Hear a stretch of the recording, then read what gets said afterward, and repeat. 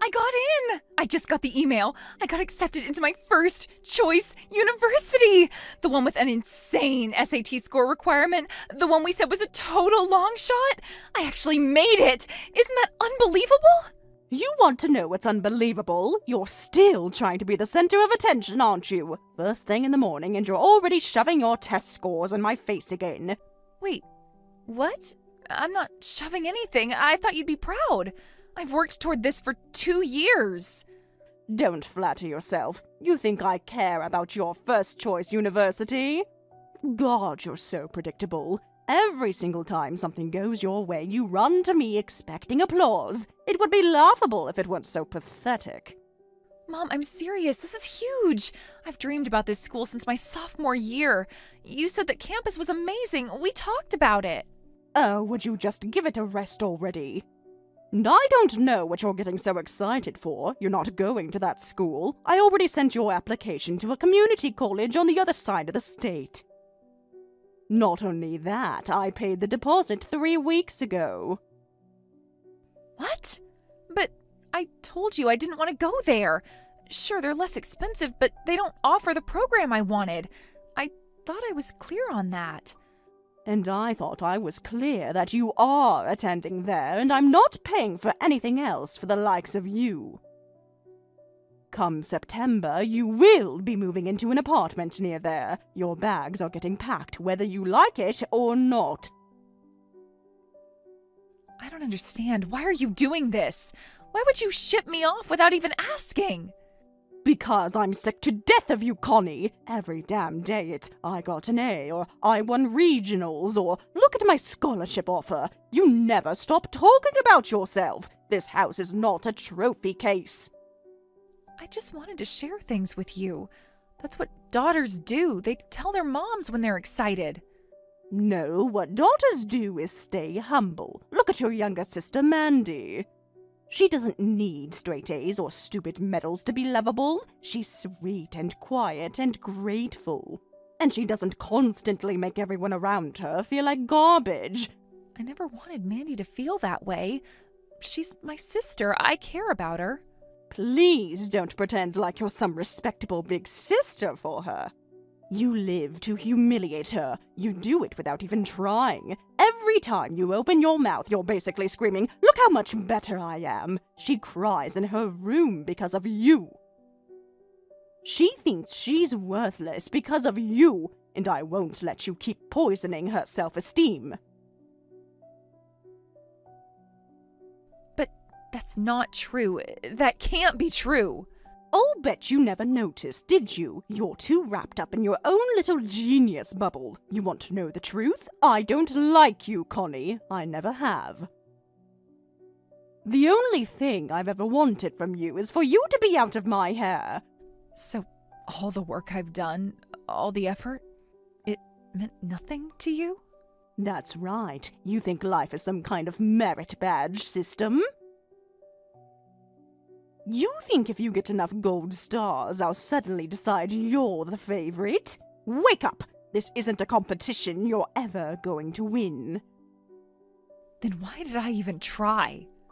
I don't know. Maybe because you thought love was something you could earn. But guess what? I already have the daughter I want. Mandy is sweet. Mandy needs me. Mandy isn't trying to rub her straight A report card in my face every 5 seconds. So yeah, take your perfect GPA and your college dreams and go. Go be impressive somewhere else. You're not welcome here anymore. You really think all I've ever done is try to be better than everyone? You think I don't care about Mandy at all? You think I'm some type of monster for trying to make something of myself? No, I think you're your father's daughter through and through. Everything about you, your tone, your face, even the way you walk around like you own the room, it's just like him. Tall, heavy-footed, always needing to prove a point. And let me tell you something, Connie, that look doesn't suit a girl. It never has. What is that supposed to mean? It means I look at you and all I see is him, his sharp mouth, his arrogance, his need to be right. You inherited the worst parts of him, and none of what might have made you lovable. If you had been born a boy, maybe I could have found some use for you. But like this, you've always been too much and never enough, all at once. You're seriously saying that if I had been a boy, you might have actually kept me around? If you'd been a boy, at least all that drive and competitiveness would have made sense. But coming from a girl, it's just annoying. It's loud. It's ugly. So that's it then. Everything I've done, all the time I spent pushing myself, none of it ever had a chance? You got it. You were wasting your time from the beginning. The sooner you accept that, the better. There's nothing for you here anymore. Once you graduate, you're out. You are not to come back. Not for holidays, not for breaks, not ever. And what exactly am I supposed to do once I'm gone? You're seriously cutting me off just like that? You're nearly 18. Figure it out. I won't be sending you money. Mandy needs that more than you do. She's still here, still trying, still worth something. I'm not wasting another dollar on someone who's already halfway out the door. You already made sure I was halfway out the door. You planned this behind my back. You made this decision before I even got the chance to hope. So fine, I'll leave. I'll finish out the school year like you want. I won't ask for anything else. And you won't ever have to see me again. Good. Finally something we agree on. I used to think that if I just worked a little harder, one day you'd look at me the way you look at her.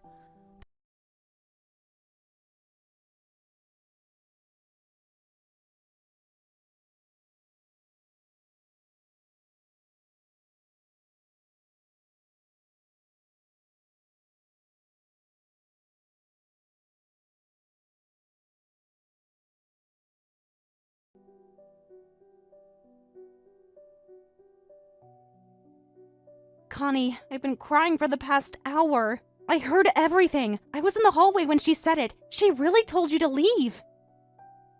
I tried so hard to change her mind. I begged her. I said it wasn't right. I told her you should be the one staying here, not me. Mandy, you don't have to cry for me. You tried. I know you did. None of this is your fault, okay?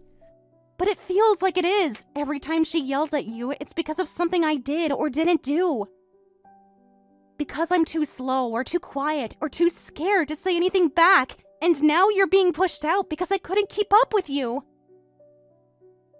No, you are not the reason this is happening. Mom made this decision on her own, and she's trying to blame it on everything except herself. Don't you ever think for 1 second that this is because of you. I don't want you to go. I don't want to eat dinner without you or walk home from school without you. I don't want to sit through another day in this house without knowing you are in the room next door. It's already too quiet when you're not here. I'm scared of what it's going to feel like when you're really gone. I know, Mandy, and I'm scared too. But if this is how it has to be, then I'll make it work. I always do, right? I want to come visit you. I'll save up everything I can. I'll stop buying lunch at school. I'll skip movies with friends. I'll even sell the phone charms I've been making. If I can save up enough for a train ticket, then maybe I can visit during winter break. You don't have to do all that. Once I'm moved in, I'm going to find a part-time job. I'll come visit you instead, okay?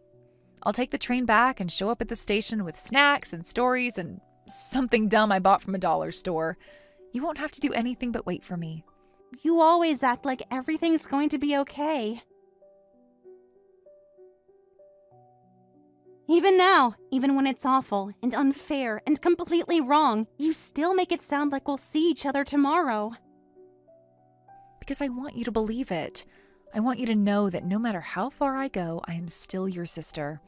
And if it ever gets too hard with Mom, if she says something that makes you feel small or worthless, or if you ever just need me, then just call me. I don't care what time it is or what day. I'll come find you. I mean it. I'm going to miss you so much, Connie. I already do. I'm going to miss you too, but you're stronger than you think, and I'll always be just one message away. I love you, Connie. You're the best sister I could have ever asked for. I love you too, Mandy. Always.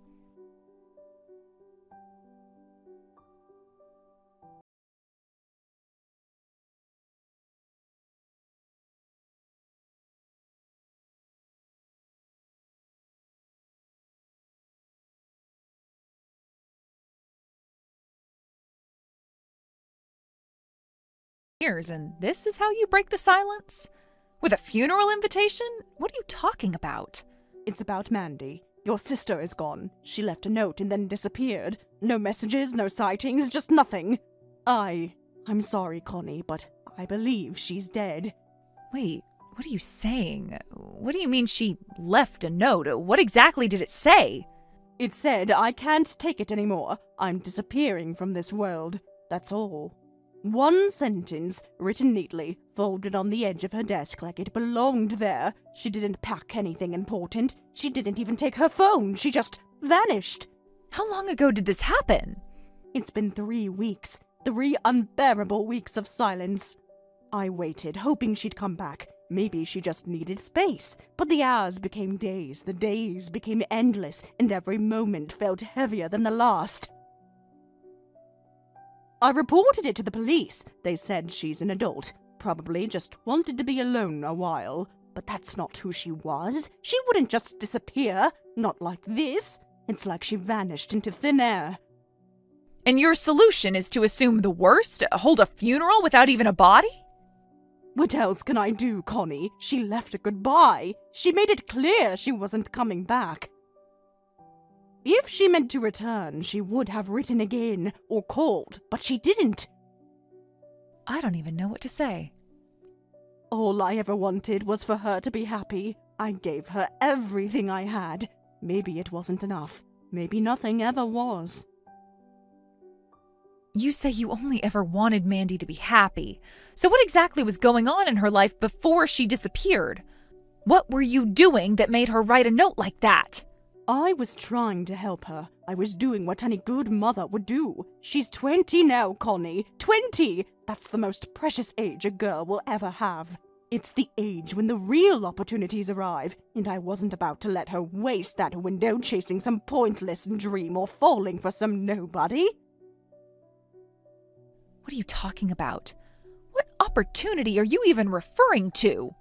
I arranged a meeting for her with an eligible bachelor. It was a chance for Mandy to secure a stable, luxurious future. The man was interested in marriage.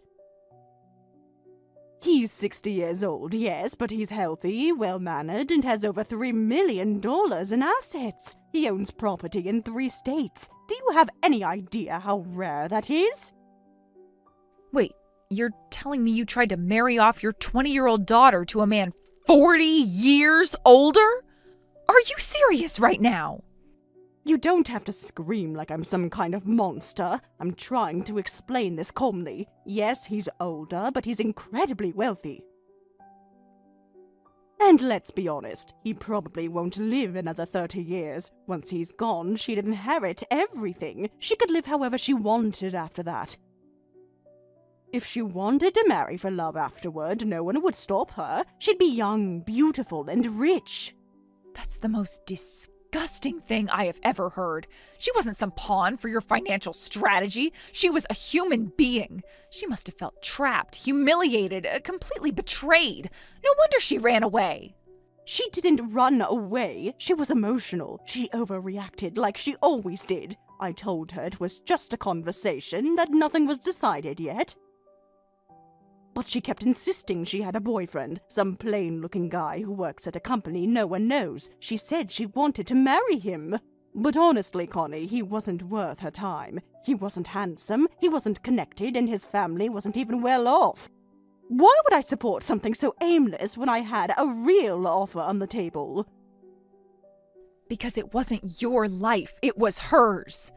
And instead of supporting her choice, you shoved her towards someone she didn't want. You may not have physically pushed her out the door, but emotionally, you cornered her until running was the only thing she had left.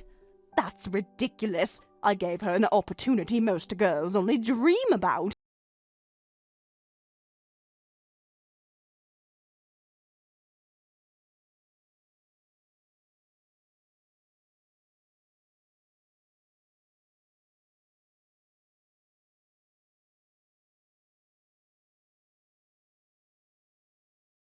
Away if she wanted to. One of them actually laughed at me. Can you imagine that? A detective smirking while I was begging for help.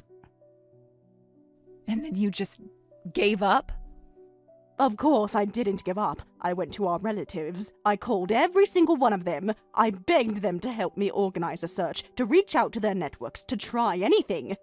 And do you know what they said? They said I should accept it. They told me the note was clear, that I should consider myself lucky I even got one.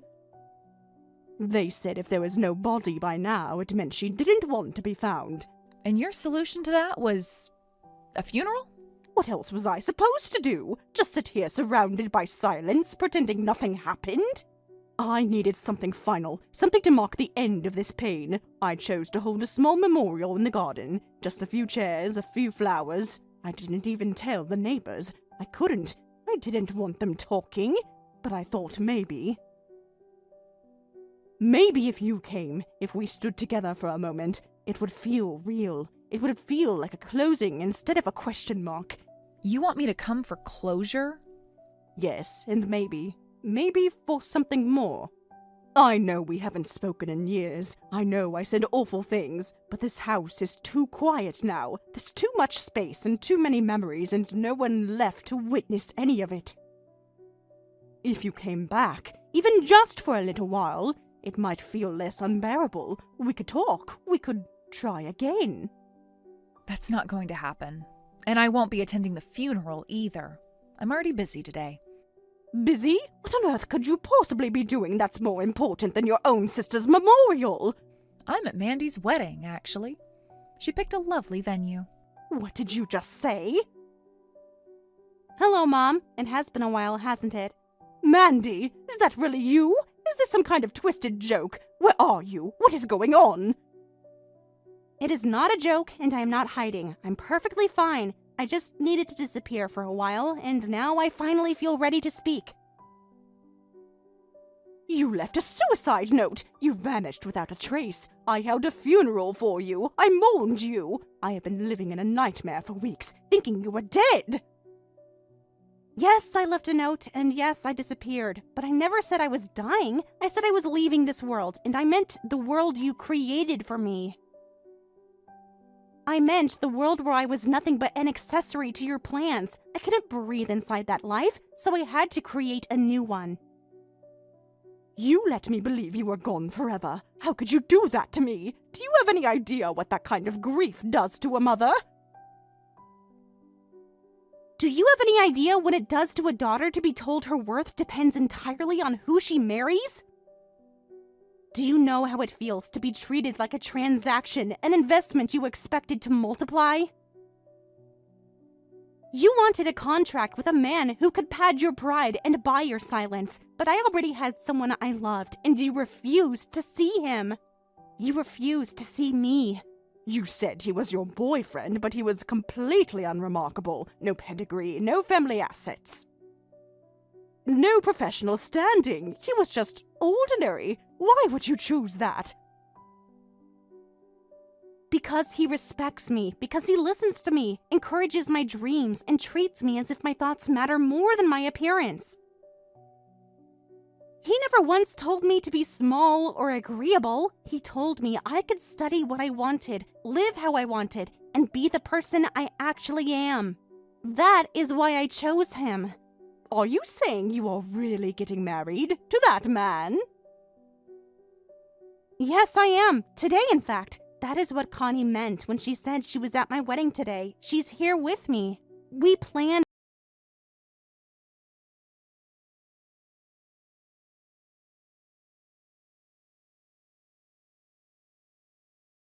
It was a boundary. Connie respected my decision when no one else would. She was the only one who did not try to force me into a life I did not want. And what about me? You did not even give me the chance to say goodbye. You just disappeared. You vanished without warning and left me with nothing. I left because warning you would have changed nothing. You would have screamed. You would have threatened. You would have dragged me back into your orbit. I didn't want to fight. I wanted peace. So I did the one thing I knew would make you stop looking for me. I was your mother. I raised you. I fed you and clothed you and gave you everything I had. I loved you more than anyone else in this world. You loved your idea of me. You loved the version that smiled and obeyed and agreed with everything you said. But the real me, the one who wanted to fall in love, who wanted to grow, you never accepted her. You told me my future would be decided by a man you chose. You said love could come after wealth, that happiness was secondary to appearances. I couldn't live like that, and I will not apologize for walking away. So, this is it? This is how you come back into my life? Telling me you're marrying the man I rejected? Making me look like a fool in front of everyone? This isn't about appearances anymore. This is about survival. I faked my disappearance because it was the only way I could be free. And if you had ever once asked what I wanted, none of this would have been necessary. You are still my daughter. You still carry my name. And I will carry it with dignity because I earned my freedom without breaking myself for approval. I hope someday you understand why I did what I did, but even if you don't, I'm still moving forward. Today, I am marrying the man I love, and I'm doing it on my terms.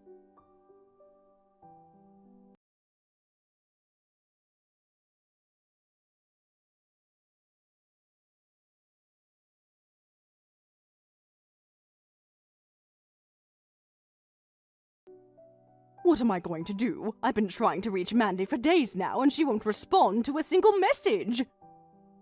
I've called, I've emailed, I even sent a letter to that ridiculous P.O. box she set up, and there's been nothing. No reply, no acknowledgement, just silence. She has completely shut me out. I don't even know where she's living now, or if she's still using her old number. She's acting like I'm some stranger off the street, not the mother who raised her, fed her, gave her everything. And after all I've done, she won't even give me 5 minutes of her time. Maybe she finally realized that 5 minutes with you costs far more than it's worth. And maybe peace and distance are the first real gifts she's ever allowed herself to keep. You think that's clever? You think that kind of bitterness makes you sound wise? It doesn't. It makes you sound spiteful. You both seem to think cutting me off is some kind of triumph, like you've finally risen above the woman who carried you into this world, but life isn't as simple as that. Eventually, reality will come knocking, the bills will pile up, your so-called love stories will fall apart. And when that happens, neither of you should expect me to be waiting with sympathy or support. Trust me, we don't.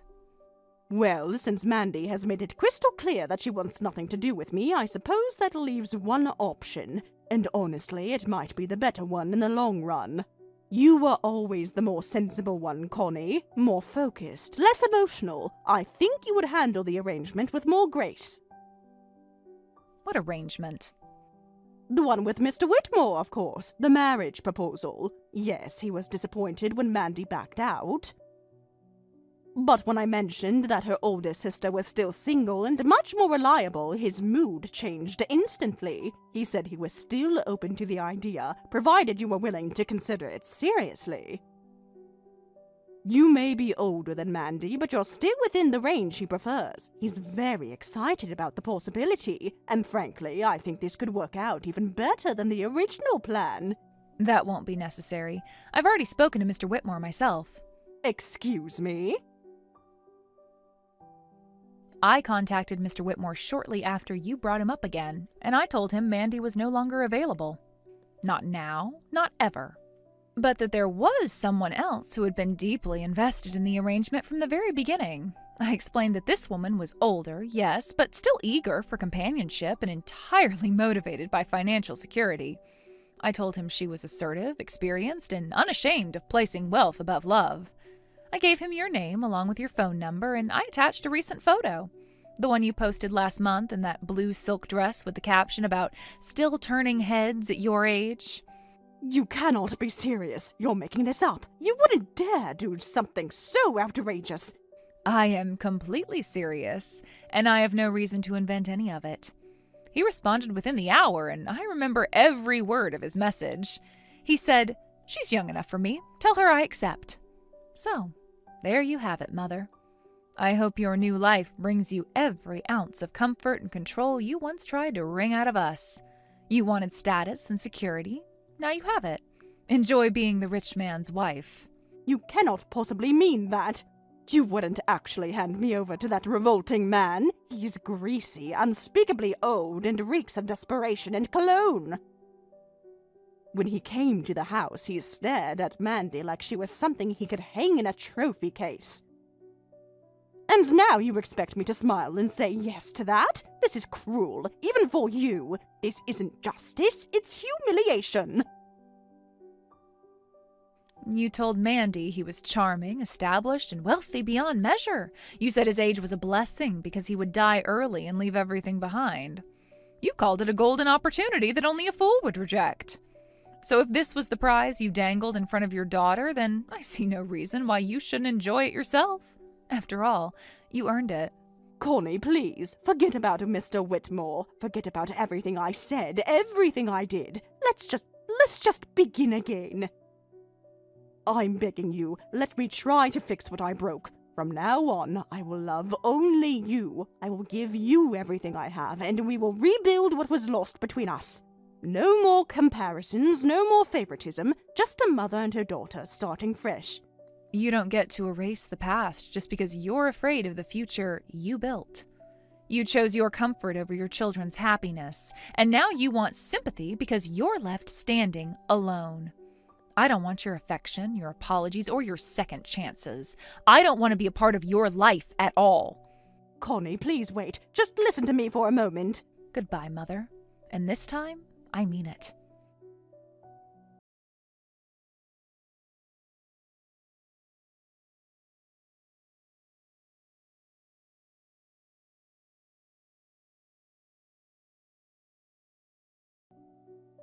In the end, she actually went through with it.